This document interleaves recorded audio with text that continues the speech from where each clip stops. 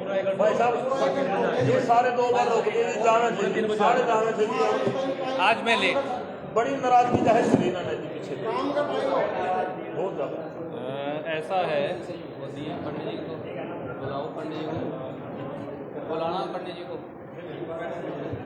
नहीं। आज ऐसा है, देखो पहली बार मेरे ख्याल से मैं लेट हुआ हूँ। हमेशा हमेशा हमेशा हमेशा हर बार पहली बार जल्दी आए थे, आज जल्दी आके करें,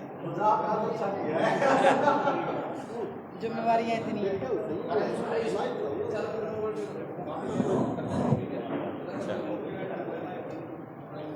सर सुशीला ने उठा लिए जी, खड़े हो गए सारे नहीं जाने के लिए। मैंने तो सोचा आपने बिठाए होंगे। नहीं नहीं कर दे सर शुरू। अच्छा सर पीछे लो सर आप जी। नमस्कार साथियों, आज एक बहुत ही गंभीर विषय को लेकर हम सब आपके बीच में उपस्थित हैं। निकम्मी और नाकारा भाजपा सरकार ने 10 साल से एक बिजली का यूनिट भी हरियाणा में पैदा नहीं किया। नतीजा ये है कि पूरा हरियाणा आज भयंकर बिजली संकट से ग्रस्त है। खेत खलिहान से लेकर घरों तक बिजली की कमी से त्राहिमाम हैं। पीने का पानी नहीं, ट्यूबवेल के लिए बिजली नहीं, गांव और शहर जो हैं वहाँ इलाकों के अंदर बिजली नहीं, और बंद पड़े बिजली प्लांट ये सरकार की नाकामी को दर्शाते हैं। कुछ तथ्य मैं सिलसिलेवार आपके बीच में रखना चाहूँगा। 10 साल से भाजपा और उससे पहले भाजपा जजपा सरकार ने एक यूनिट बिजली भी पैदा नहीं की। हरियाणा में आज के दिन सरकार ये मानती है कि 2000 मेगावाट बिजली प्रतिदिन कम उपलब्ध है, और भाजपा सरकार ने अपने निकम्मेपन के चलते गर्मी के इस मौसम में बिजली खरीद की कोई प्रावधान नहीं किया, और अब सरकार के खजाने को चूना लगाकर अनाप शनाप रेट पर बिजली खरीदने की तैयारियां चल रही हैं। यह शासन और प्रशासन का टोटल फेलियर नहीं तो क्या है। दूसरा पहलू, नतीजा ये भी है कि आने वाले सालों में बिजली की समस्या और भयंकर हो जाएगी। हरियाणा पावर परचेज सेंटर जो हरियाणा सरकार का बिजली का कितनी बिजली चाहिए अनुमान लगाता है, उनका ये मानना है कि 2025-26 और 26-27 में बिजली की मांग जो है, जो घटक कम होगी, जो कम बिजली हरियाणा में होगी, वो लगभग 3000 मेगावाट है। यानी 3000 मेगावाट बिजली की प्रतिदिन ज़रूरत होगी, और 37-38 तक ये 6000 मेगावाट हो जाएगी। पर असल क्या है, मेरा ये मानना है कि 2025-26 में ही 2000 मेगावाट अतिरिक्त बिजली चाहिए, और 27-28 तक यानी उससे अगले साल तक ये 3500 मेगावाट तक ज़रूरत पड़ेगी। पर 10 साल में एक यूनिट भी बिजली ना पैदा करने वाली भाजपा सरकार बेपरवाह भी है, लापरवाह भी है, निकम्मेपन और नाकारापन से ग्रस्त भी है। कैथल के पत्रकार ज़्यादा बेहतरीन जानते हैं, हरियाणा में आखिरी बार बिजली उत्पादन कांग्रेस सरकार ने किया। मुझे ये सौभाग्य मिला कि उस बिजली उत्पादन का मैं एक हिस्सा था बतौर बिजली मंत्री के। हमने क्या किया था मैं एक बार याद दिलाना चाहूँगा। 600 मेगावाट का Deen Bandhu Chhotu Ram thermal power plant Yamunanagar में शुरू किया। 1200 मेगावाट का Rajiv Gandhi thermal power plant Khedar Hisar में बनाया। Indira Gandhi super thermal power plant 1500 megawatt का, जिसको झाड़ली 1 झज्जर कहते हैं, वहां लगाया। Mahatma Gandhi super thermal power plant Jhadli 2 private sector में 1320 मेगावाट का, झज्जर में झाड़ली 2 लगाया और 25 साल के लिए ₹2.92 फिक्स्ड पे, 1 पैसा बढ़ नहीं सकता। मुद्रा के अडानी पावर प्लांट से महेंद्रगढ़ में जो डिलीवर होती है 1400 मेगावाट पावर बिजली खरीदी। सच्चाई ये प्रदेशवासियों के सामने है। 10 साल में भाजपा सरकार ने क्या किया ये भी देख लेते हैं। 1200 मेगावाट के Rajiv Gandhi super thermal power plant Khedar Hisar पर ताला लगा दिया, 1 यूनिट बिजली नहीं बनती, हजारों करोड़ सरकार ने खर्चे। 1500 मेगावाट में इंदिरा गांधी जो सुपर थर्मल पावर प्लांट था, आप जानते हैं ये एनटीपीसी जो भारत सरकार की कंपनी है, नेशनल थर्मल पावर कॉरपोरेशन का प्लांट है, ये हमने उस समय फ़ायदा उठा लिया था क्योंकि दिल्ली को बिजली की ज़रूरत थी, उनके पास ज़मीन और वाटर लिंकेज नहीं थी। तो मैंने कहा कि आप ये दिल्ली बॉर्डर पर लगा लीजिए, आधी बिजली हमें दे दीजिए। तो हमने ज़मीन दी मुफ्त में, पानी की लिंकेज दी और आधी बिजली हमें मिल गई। खट्टर साहब ने साइन करके वो बिजली वापस दे दी, बोले हमें ज़रूरत ही नहीं। तो 750 मेगावाट सेक्रीफाइस कर दी। इधर 1200 मेगावाट का प्लांट बंद कर दिया, इधर 750 मेगावाट सेक्रीफाइस कर दी। तीसरा, जो 25 साल के लिए ₹2.92 पे मुद्रा के अडानी पावर प्लांट से महेंद्रगढ़ में जो डिलीवर होती है, जो बिजली खरीदी थी, अब उनको मुनाफा पहुंचाने के लिए, क्योंकि ₹2.92 हिंदुस्तान में सबसे सस्ता रेट है बिजली का और वो बढ़ भी नहीं सकता 25 साल तक, तो अब उनसे इन्होंने बिजली ये लेते ही नहीं, कोई ना कोई बहाना बना देते हैं और बिजली नहीं लेते। वो उस बिजली को औने पौने दाम में एक्सचेंज में बेच रहे हैं। हरियाणा को नुकसान हो रहा है डबल। एक तो ₹2.92 की बिजली नहीं मिलती, दूसरा वही बिजली हमें जाके एक्सचेंज में ₹12, ₹14, ₹15 पे खरीदनी पड़ती है, तो हमें तो डबल नुकसान होने लग रहा है। तीसरा, ये 3 बातें तो हुई, इसके साथ साथ एक बात और भी हुई। 750 मेगावाट का एक और पावर प्लांट यमुनानगर में लग सकता है। आपको पता है नदी के ऊपर परमिशन नहीं मिलती बिजली प्लांट लगाने की। मैंने यमुना के ऊपर भारत सरकार से एनवायरमेंटल क्लियरेंस ली, कोयले की माइन खरीद के हरियाणा सरकार को दी, एलोकेट करा के लाइन का प्रावधान किया, जमीन पड़ी है, तो कुछ नहीं करना, सिर्फ प्लांट लगाना है। 10 साल में प्लांट नहीं लगाया खट्टर साहब ने या बीजेपी ने या मौजूदा सरकार ने।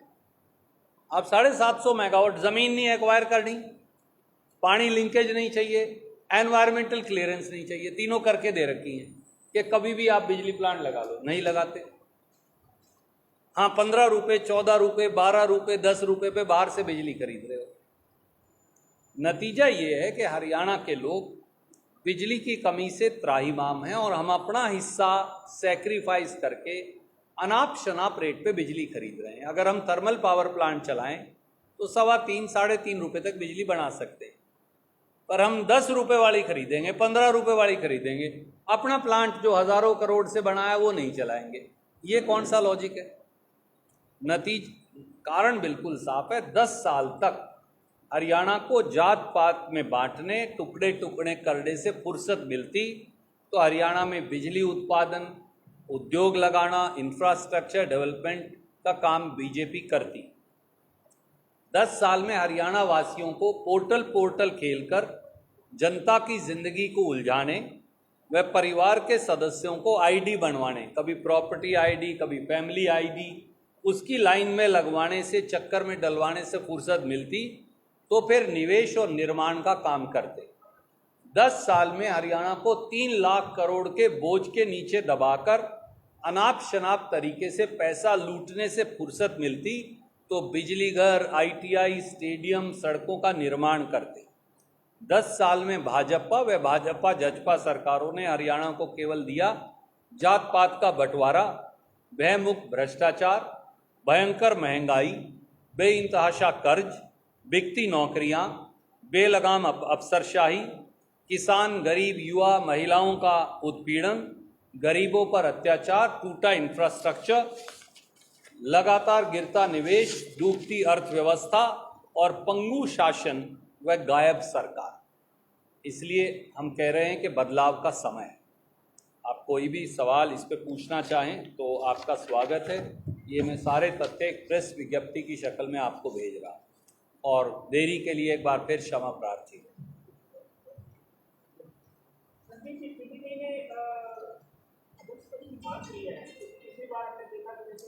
बार-बार या तो सस्पेंड किया जा रहा था, लेकिन अब की बार देखिए, ये उनका अपना मामला है, हम तो उस पर क्यों टिप्पणी करें। पर मुझे उम्मीद है कि अगर टीडीपी अपना स्पीकर बनाएगी तो कम से कम इस देश में प्रजातंत्र और संविधान की रक्षा का काम शायद हो पाए। सर, मेरा सवाल है, कांग्रेस बढ़ते क्रम में जो है हरियाणा में काफी अच्छा प्रदर्शन किया, भाजपा घटते क्रम में दिख रही है, तो क्या मानते हैं इस बदलाव पर, किसकी मोड़ लगी है, क्या करें? देखिए, जनता जनार्दन है, वो भगवान है और उनका फैसला सर्वोपरि है। जब उन्होंने हमें नकारा, हमने हाथ जोड़कर स्वीकारा। आज उन्होंने कांग्रेस को जनमत दिया, ये भी हमने स्वीकारा।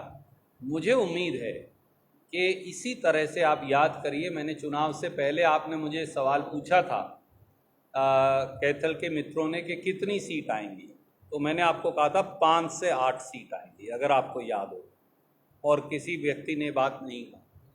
और 8 के हम नज़दीक ही पहुँच गए। 3 सीटें तो हम 50,000 से कम पे हैं, तो वो लगभग हम विजय के नज़दीक पहुँच गए थे वहाँ भी। मेरा ये मानना है कि मौजूदा परिस्थिति में जो मोदी जी का प्रपंच था उसका मुलम्मा उतर गया है। सरकार नाम की कोई चिड़िया हरियाणा में बची नहीं। एक नाजायज़ सरकार है जिसके पास विधायक नहीं। जितना जल्दी इसे खारिज करेंगे उतना हरियाणा को फ़ायदा होगा। आप देख रहे हैं क्या हालत है, किस प्रकार से लूटा जा रहा है। इसलिए मुझे उम्मीद है कांग्रेस की अगर लोगों के आशीर्वाद से 80 से ज़्यादा सीट भी आए तो अचंभा मत मानिएगा। गठबंधन प्रत्याशी को कुरुक्षेत्र लोकसभा में हार जीत चुनाव में चलती रहती है, कोई बड़ी बात नहीं। लेकिन इसके बाद अनुराग डाडा यहाँ अनाप शनाप बयानबाजी कर गया। कैथल वालों को बड़ा रोष है उसके बयान, बड़े आरोप लगाए, लोगों को बड़ा रोष है इस बयान से, लोग बड़े आहत है। भीतर घाती के आरोप लगाए। देखिए, ऐसा है, उनका अपना चरित्र है। जिस मित्र ने जो बात कही, मैं जब उनकी पार्टी के अध्यक्ष ने ही सारी बात सामने आकर कह दी और उनके चरित्र के बारे में, उनकी शब्दावली के बारे में, तो हम क्यों खाम में बेगानी शादी में अब्दुल्ला दीवाना बनता फिरे। ये उनका मामला है। उनके अध्यक्ष ने, जो प्रदेश अध्यक्ष हैं, सारी बातें बता दी हैं और उनकी बात को सिरे से खारिज कर दिया। हम क्यों टिप्पणी करते फिरें, हम अपना काम करेंगे। हाँ, इस बात का ज़रूर खेद है कि कांग्रेस और आम आदमी पार्टी का गठबंधन नहीं जीत पाया और हम खुद की विवेचना करेंगे, अपना अंतर्मंथन करेंगे और जहाँ जहाँ दुरुस्ती की आवश्यकता है वहाँ दुरुस्ती भी करेंगे, बजाय किसी और पर इल्ज़ाम लगाने। सर, नीट की परीक्षा पर आपने भी आवाज़ उठाई थी, देश भर में आवाज़ उठ रही है, सुप्रीम कोर्ट की भी याचिका दाखिल की गई है। क्या मानते हैं कि इस प्रकार से लेकर की जा रही है रद्द करने को लेकर, क्या छात्रों का भविष्य? आदरणीय साथी, एक दिन और मैं आपसे नीट पे चर्चा करूँगा। ये 24 लाख बच्चों के ज़िंदगी का, ख़ास तौर से जो गरीब बच्चे हैं या नौकरी पेशा माँ बाप के बेटा बेटी हैं या छोटी सी दुकान या व्यवसाय करने वाले लोगों के बेटा बेटी हैं या फिर SC BC समाज के हमारे नौजवान युवा और युवतियां हैं, इनके भविष्य के साथ एक षड्यंत्र के तहत खिलवाड़ किया जा रहा है। आपने देखा होगा, मैंने 2 वीडियो जारी करके सबसे पहले 6 जून को ये मामला देश में उठाया था। उसके बाद कांग्रेस पार्टी ने इसे राष्ट्रीय स्तर पर उठाया, अन्य विपक्षी दलों ने उठाया, खुद राहुल जी ने और खड़गे साहब ने मुझसे चर्चा की और उन दोनों ने स्वयं इस पर आवाज़ उठाई। और राहुल जी ने तो ये भी कहा कि वो स्वयं नीट के मामले को पार्लियामेंट में उठाएंगे, तो मैं भी उठाऊंगा, उधर राहुल जी लोकसभा में उठाएंगे। हमें ये विश्वास है कि हम सरकार को, हमारा यहाँ कोई राजनीतिक विरोध नहीं, 24 लाख बच्चों को ये लगने लगा है कि अब वो डॉक्टर या डेंटल डॉक्टर बनने से मेरिट के आधार पर नहीं, हेरा फेरी और लीपापोती के आधार पे अब चयन होगा। ये नहीं होना चाहिए, नहीं तो गरीब का बेटा या बेटी उसका एक आखिरी सपना होता है सबसे बड़ा कि डॉक्टर बन जाए, इंजीनियर बन जाए, कलेक्टर बन जाए। अब वो भी उससे अगर छीन लेंगे तो वो चाहे सामान्य वर्गों के गरीब हों या SC/BC समाज के गरीब और साधारण परिवार हों, मिडिल क्लास हों, उनके बेटा या बेटी को मौका कैसे मिलेगा, क्योंकि वो प्राइवेट कॉलेजेस की फीस नहीं दे पाएंगे। पहली बार ये हुआ कि 670 कट ऑफ पे भी 670 नंबर लेकर भी आपको सरकारी मेडिकल कॉलेज में दाखला नहीं मिल रहा। ये उनसे पूछिए जिनके बेटा या बेटी ने मेहनत करके नीट पास की है। तो हमारी सबकी भावनाएं उनसे जुड़ी हैं। बाकी मैं आपसे एक दिन तफसील से इस विषय पर बात करूंगा ताकि मौजूदा बिजली संकट का विषय कहीं पीछे ना पड़ जाए। सर, कंगना को थप्पड़ मारने के मुस्लिम पे के क्या लोग बोलेंगे? ने काफी प्रधानमंत्री ने कुछ रैलियां की है, कांग्रेस पे आरोप लगाया कि वो आरक्षण की, लेकिन अब ऐसे ही पार्टियों के साथ वो गठबंधन में है जो मुस्लिमों को पक्ष कर रही है। आपका सवाल बिल्कुल सही है, आदमी गलत है जिससे पूछा जा रहा है। ये मोदी जी से पूछा जाना चाहिए सवाल, मुझसे नहीं। कंगना रनौत को थप्पड़ मारा गया, घटना पर क्या बोलेंगे? बिजली काफी आपकी कंगना रनौत में इतनी रुचि क्यों है? आप देश पर रुचि रखिए, मेरी ये राय है बड़े भाई। महिलाओं में रुचि रखती है। सर, आपने नमस्कार है कि जैसे का इलेक्शन था, कैसे विधानसभा चुनाव था या चेयरमैन का चुनाव था या इलेक्शन का चुनाव, कैसे में बहुत सारे वो पीछे गए हैं सर, क्या मानते हैं? जी, मैंने इसीलिए आपको कहा बजाय किसी और की आलोचना के हम खुद की विवेचना करेंगे और जहाँ जहाँ दुरुस्ती की ज़रूरत है वो करें। मैंने इसीलिए कहा।